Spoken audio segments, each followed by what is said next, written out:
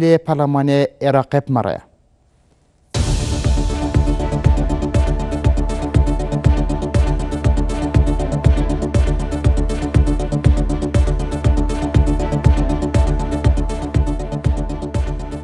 افزام باش کاک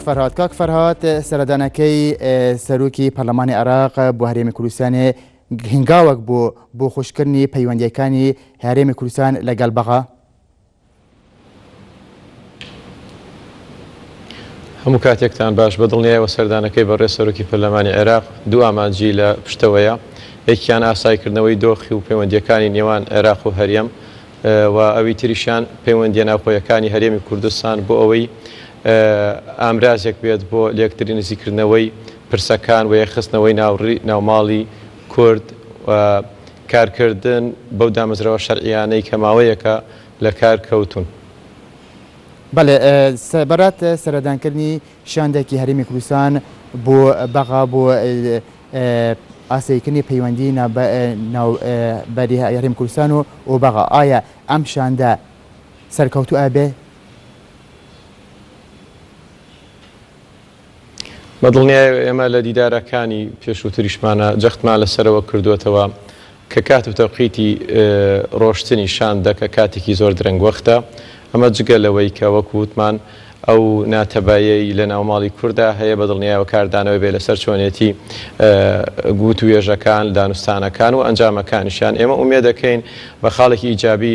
بکەوێتەوە و بتوانرێت یان ئەوە تا حکوومەتی هەرێمی کوردستان لەگەڵ حکوومەتی عێراقا سەر لە نێو متمانە بە یەکتری بەخشنەوە و لەسەر ڕێکەوتنەکەی ساڵی پار بەردەوام بن یا ئەوە تا بە هەردوو لاوە بکەونە ڕێکەوتنێکی نوێوە کە بتوانرێت هیچ نەبێ لەم هەفتەی داهاتووە کە بودجەی ساڵی 2016 دەسەکرێ بە خوێندنەوەی یەکەمی زمینە سازێکی بۆ کرابێت لەبەر ڕۆشنایی ڕێکەوتنەکان بتوانێت دەنگی لەسەر بدرێت و هەموو ئەو شایستەدارایی و سیاسیانەی کە هەرێمی کوردستان لە بودجەی 2016 چاوی بڕووە دەستکەوت دوێ بۆ کۆمەڵانی خەڵکی کوردستان بەڵام نابێ ئەوەشمان لەبیر بچێت کە چۆنیەتی و ئەندامانی وەفدەکە زۆر گرنگە بە بڕوای من بۆ ئەوەی کە پەیامێک و نامەیەکی ئەریانی بدەینە هەموو لایەنە عێراقی و کوردستانیەکان پێویستە ئەو وەفدی کە ڕاتە هەرێمی حکوومەتی عێراق و نمایندەی هەرێمی کوردستانەکات پێکاتەی هەر پێنج لایەنەکەی تیابێت ئەمە دوو ئامانجی لە پشتەوە ئەبێ یەک بە هەموو لایەنە عێراقیان ئەڵێن سەرباری ناوخۆیەکانی هەرێمی کوردستان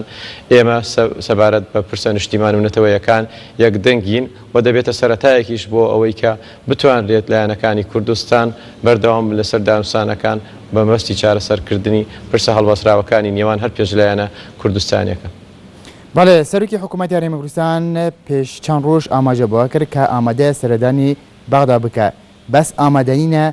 دووسەی نەوت ڕادەستی بەغدا بکە ئایا حکوومەتی بەغا ڕازی بیت لەسەر ئەمە هەلویستە؟ ئەمە دوو پرسی جیاوازە لە یەکتری یەک ئێمە چەندین جار و تومانەوە دەبوو حکوومەتی هەرێمی کوردستان و وەفدی هەرێمی کوردستان بە بەردەوامی لەگەڵ حکوومەتی عێراق و حکوومەتی عێراقیش بەردەوامی سەردانی هەرێمی کوردستان بکرێت بۆی نەگاتە ئەم خۆناغێکی ئێستا هەیە وەک دەزانێت لە مانگی 6ەوە کە زیاتر لە 5 مانگە پەیوەندیەکان بە تەواوی پچڕاون تەنها هەندێک شتی ڕەمزی نەبێ نەماوە لە نێوان هەرێمی کوردستان و حکوومەتی فیدراڵە ئەم سەردانیە بەڵێ دەبوو زووتر بێت و گرنگیشە و ئەوەی کە جەنابی سەرۆکی حکوومەتی هەرێمی کوردستان جەختی لەسەر کردوێتەوە ئێمەش لەگەڵ ئەوین و حکوومەتی عێراقیش بە دیبێکی تر و توێتی من جڵەوی نەوتی هەرێمی کوردستان تازە گەیشتۆتە ئەمریکی واقعس کە ناتوانێت جڵەوی هەرێمی کوردستان و نەوتەکەی چی دەرئهێنێ بگەڕێتەوە حکوومەتی عێراقی هەر بۆیە ڕێکەوتنەکەی ساڵی 2015 کرا کە حکوومەتی عێراقی داوای کرد هەرێمی کوردستان ڕۆژانە 250,000 بەرمیل لە کێڵگەنەوتەکانی هەرێمی کوردستان و 300 لە کێڵگەنەوتەکانی کەرکووک ڕەوانە بکات وەک دەزانی هەرێمی کوردستان زۆر لەو بڕە زیاتر هەناردە ئەکات بۆیە ئۆتۆماتیکیان حکوومەتی عێراقیش دەرکی بۆ واقعە کردەوە و داوای ئەوە ناکات بەڵام ئەوەی کە زۆر گرنگە ئەوەیە کە ڕۆیشتنەوەی هەردوو لە متمانە ببەخشێتەوە لایەنەکان و بتوانێت درێژە بە ڕێکەوتنەکە بدرێت بە بڕوای من ڕێکەوتن و ئەنجامدانی واژۆکردنی هەر ڕێکەوتنێکی وینە گرنگ نییە ئەوەندەی کە پەیوەندبوون بەو ڕێکەوتنەوە گرنگە. بەڵێ کاک فەرهاد شێوازی ئەم ڕێکەوتنە ئەبێت بێت شێوەیەک بێ پێش هەموو شتێوەکو ئاماژم پێدا متمانە بەخشین بە هەردوو لاواتە متمانە گەڕانەوە بۆ هەردوو لا چونکە نە حکوومەتی عێراق متمانەی بە ئێمە هێنە ئێمەش متمانەمان بە حکوومەتی عێراقیە ڕێکەوتنەکەی ساڵی پار هیچ گرفتێکی تیان نەبوو بەڵام پێویستی بە وردەکاری بوو و ڕوونکردنەوەی هەندێک خاڵ بە تایبەتی لە چۆنێتی هەناردەکردن و هیچ بڕگەیەکی تێدا نەبوو کە ئەگەرێکدا بنێ بۆ ئەو کێشە و گرفتە تەکنیکیانەی کە لە هەناردەکردنی نەوتیان لە کەش و هەوای هەناردەکردنی نەوتەکە ڕۆڵی هەیە لە ڕێژەی هەناردەکردنەکە هیچ باس نەکرابوو بۆیە هەر لە سەرەتاوە حکوومەتی عێراقی بیانووی بۆەوە گرت کە حکوومەتی هەرێمی کوردستان پابەت نییە و حکوومەتی هەرێمی کوردستانشە لە بەرامبەرە هەمان بیانووی هێنایەوە واتە دەبێت ڕێککەوتنەکە ڕێککەوتنێک بێت پێش هەموو شتێ وردەکارەکانی هەموو تێدا بێت ڕەچاوی دۆخی ئێستای عێراق و هەرێمی کوردستانیش بکات و بتوانێت هەرێمی کوردستان هەناردەی ئەو بڕە بکات و حکوومەتی عێراقیش لە بەرامبەرە ئەو پشکەی لە بودجەی ساڵی 2016 بۆ هەرێمی کوردستان داهێت ماگانە ڕەوانەی بکات چونکە ئێمە تەنها پارەی نەوتمان لە حکوومەتی عێراقیەوە بۆ نایەت کە شەپێدانی هەرێمەکانەیە ئەمە پارەیەکی تایبەتە و هەموو ئەو شتانەی کە لە بودجەی سیادە و حاکمە هەیە بیریشمان نەچێت پێم خۆش ئەگە دەرفەت هەبێ ئاماژە بە پرسێک بکەم کە بۆ ئێمەی کورد زۆر گرنگە دەبێ ئاگامان لێبێەوە ئەو ناکۆکیی ناو هەرێمی کوردستان و پەیوەندەکانمان لەگەڵ عێراق ئەو پرسە گرنگانەمان لەبیر نەباتەوە ئێستا لە عێراق هەوڵەکەی بۆ ئازادکردنی وەزیری پێشووتری بەرگری عێراق سوڵتان هاشم کە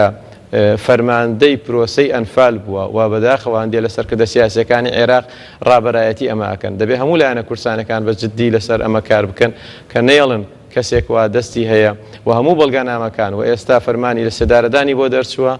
بە ئازاد بکرێت و بگەڕێتەوە چونکە بە بڕوای منە مەسەرەتایەک بۆ گەڕاندنەوەی باس بەڵێ کاک فەرهاد باسی متمانەت کرد چۆن متمانە لە بینی هەرێمی کوردستان و بەغا دروست بێ گەڕاندنەوەی متمانە پێش هەموو شتێک زمینەی گفتوگۆ و دانوستانەکان زۆر گرنگە واتە زمینە سازیکردنەکە بە جۆرێک بێت هەردوو لادان بەوە بناکە لە ڕابردوودا جۆرێک با بڵێن لە کەمتەرخەمی جۆرێک لە پابەت نەبوون هەردوو لا چونکە هەردوو لە ئەو سەرنجوتیە بنیانیان لەسەرا هەیە بە ڕێکەوتنەکەەوە هەبووە و پەڕەیەکی تازە هەڵبدرێتەوە لە نێوان حکوومەتی هەرێم و حکوومەتی عێراقیە چونکە هەردوو لاوامان وتووە چ ئەوان دەڵێن ئێستا ئەوە سیستەمی حکومڕانی لە عێراق و حکوومەتێکی نوێ هاتۆتەکایەوە هەریەم پابەت نییە و چ ئێمەش زۆر جارەڵێن ئەوەی کە عەبادیکە هەمان ئەو ڕێچکەیە کە مالکی کردوێتی بەواتایەکی تر دانان بە هەڵە و کەم و کورتیەکانی هەردوو لایە سەرەتایەکە بۆ گەڕاندنەوەی متمانە بەڵێ نەجوان بارزانی ئاماژە بەوە کرد کە حکوومەتی هەرێمی کوردستان و هەرێمی کوردستان پابەند دەبێت بە بەغا و لەگەڵ بەغایە ئایا ئەمە لە کاتێکە لە کاتێکی تر ئێستا باسی ئەوە دەکرد باسی سەربەخۆی هەرێمی کوردستانی دەکرد لە ناوەندەکانی ئەمریکا و نێودەوڵەتی ئایا لێکدانەوەکات بۆ ئەمە چییە؟ من پێم وایە ئەو دەنگۆیانەی کە لە ناوەندە دەوڵەتەکان لەسەر پرسی سەربەخۆی هەرێمی کوردستان ئەو ڕوژێنرێت ئەگەر حکوومەتی هەرێمی کوردستان و لایەنە سیاسەکانی هەرێمی کوردستان بیان زانایە متمانەی پێ ئەکرێت و بەردی لەسەر بنیات ئەنرێت بە دڵنیاییەوە حکوومەتی هەرێمی کوردستان بڕیاری نادا بڕاتەوە بەلای حکوومەتی عێراق کە چەند مانگێک پێشتر ئێمە حکوومەتی عێراقمان بەوە تاوانبارە کرد کە حکوومەتێکی مفلیسە. بەڵێ کاک فەرهاد ئێستا کێشەکانی بینی هەرێمی کوردستان بەس لەسەر بودجە و نەوتە یانش کێشتری هەیە؟ لە ئێستا تا ئەمە دیارترین کێشەیە لە نێوان ئێمە و حکوومەتی فیدراڵە بەڵام نابێ بیرمان بچێت کێشەی تریش دێتە کایەوە و تاوەکو ئێستا ئێمە کێشەی ئستەحقاقاتی هێزی پێشمەرگەی کوردستانمان هەیە کە بە پێبوجەی ساڵی 2015 حکوومەتی عێراقی نزیکەی تریلیۆنێک و 200 ملیار دیناری دەبوو بۆ هێزی پێشمەرگەی کوردستان ڕەوانە بکردایە ئەو بڕا بۆکو خۆی نەدێراوە ئەمە پێویستی بەوە هەیە چونکەمە پەیوەندی بە بودجەوە نییە ئەمە بڕگەیەکی تایبەتە لە یاسای بودجەی ساڵی 2015 و خاڵێکی تریش کێشەی بەدڵنیاییەوە ناوچە دەبڕێنراوەکان کە بە فعلی ئێستا گەڕاونەتەوە سەر هەرێمی کوردستان بە بڕوای من حکوومەتی عێراق لە کاتی نەمانی داعش و دۆسیەش هەڵەداتەوە بۆیە دەبێ هەموو لایەک خۆی بۆ ئەگەرەکانی داهات و یەکلای بکاتەوە و وەکوتم تەنها مەسەلەی بودجە مەسەلەیەکی ئانیە لەبەرەوەی ئێستا پرۆژەی یاساکە گەیشتووەتە ئەنجومەنی نوێنەرانی عێراق. بەڵێ کاک فەرهاد دەربارەی وەفدی هەرێمی کوردستان لایەنەکانی هەرێمی کوردستان ئاماژە بەوە دەکەن دەڵێن دەبێت ئەو وەفدی نێونەرەتی هەرێمی کوردستان بکە نە نێونەتی چەند لایەنێکی سیاسی بکە ئایا لێکدانەوەت بامەچ بە دڵنیاییەوە وایە چونکە ئێمە من پێش ئەوەی کە وەڵامی پرسیارەکەت بەمە پێم خۆشە قسە لەسەرەکەم بریا ئێمە خۆمان لە ناو خۆمانە ڕێک بکەوتینایە و هێزە عێراقیەکانی تر وەکو سەرۆکی ئەنجومەنی نوێنەران و لایەنەکانی تر نەکەوتنایەتە نێومانەوە چونکە من زۆر جار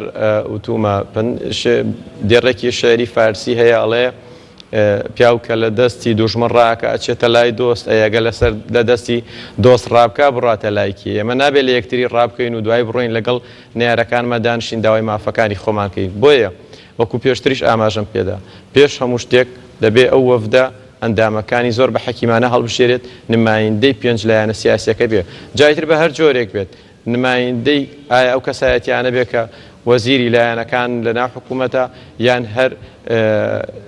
وەفدێکی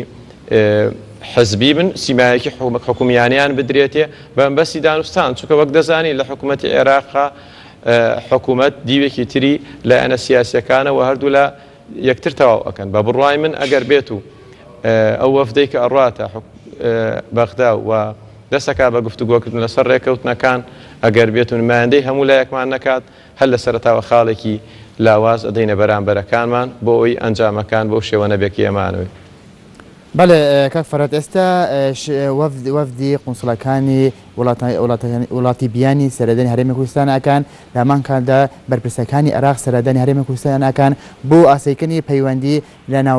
ناوبەینی ئالیەکانی سیاسی هەرێمی کوردستان ئایا ئەمە ئەگەر لە ناوماڵی کوردی پەیوەندیەکان خراپن ئایا لە دەرەوە لە بەغا چۆن ئەتوانن یەک هەلویست بن بۆ بەرگریکردن لە مافەکانی هەرێمی کوردستان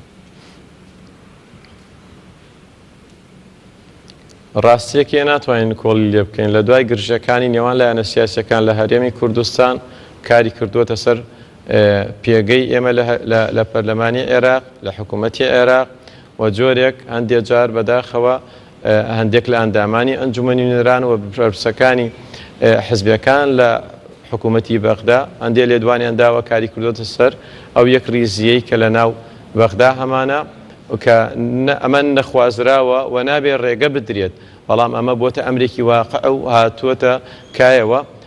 بە هیمەتی هەموو لایەک دەبێت ئەم خۆناغە تێپەڕێنرێ وەک چۆن خۆناغی زۆر سەختتر تێپەڕێنراوە و ئامانجەکانی ئێمە زۆر لەوە گەورەترەکی ئێستا هەیە بۆیە هەڵدانەوەی پڕەیەکیونە لە نێوان لایەنە کوردستانەکان و لە پێش هەموو شتێک دەست بەکاربوونی ئەنجومەنی نوێنەران لە هەرێمی کوردستان و گەڕاندنەوەی حکوومەت بۆ کارەکانی لە ئەولەوێتی ئەم کارەکانایە بەڵێ زۆر سپاس بۆ فەرهاد قادەرە پەرلەمانتارە یەکەتی لە پەرلەمانی عێراق ئەوەیە کە ڕاستە